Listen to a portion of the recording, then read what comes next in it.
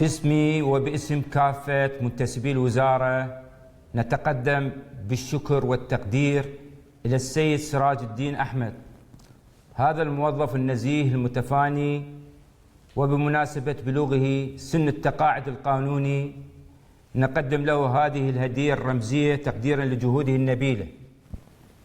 شكرا أستاذ. أشكرك أستاذ، أشكرك دلل. أشكرك. مبروك عليك. تسلم.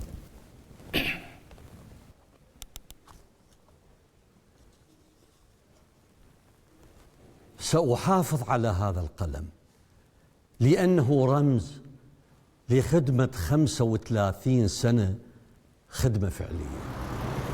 حنيالة للقلم على المحبة هاي أعز هدية عندي، تذكرني بخدمة 35 سنة بالدولة العراقية.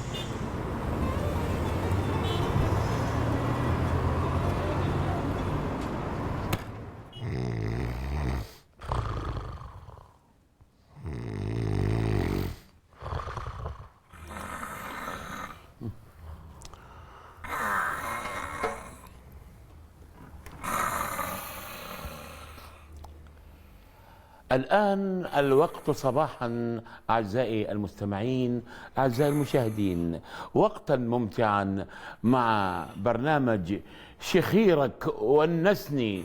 معنا أول اتصال. ألو الو، ويا قندس من بغداد. دمرتني ذبحتني يا أخي. يا اخي ما تقول ناس نايمه تحكي من الصبح شكو. شخيرك واصل ذاك الصوب. ايبا على اساس انت شخيرك هسه فيروزي، شوف شخير نعسان. شبيه شخيرة؟ الله صدق لا قال بالمثل حان انت تاكل شخيره.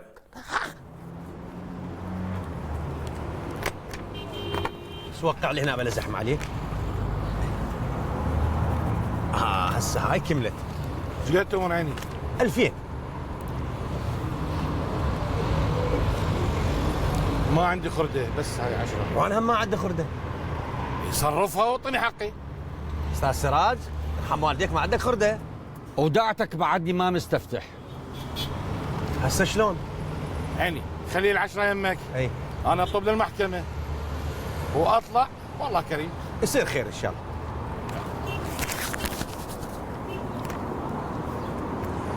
اليوم الشغل واقف نص الصبح لسه. لا تكن للعيش محروم الفؤاد، إنما الرزق على رب العباد. زين عيني ابو ايهاب، انا عندي شغله جوا بالمحكمه، ما اتاخر عليك، بس دير بالك على الغراض. يا الله. زين يابا زين.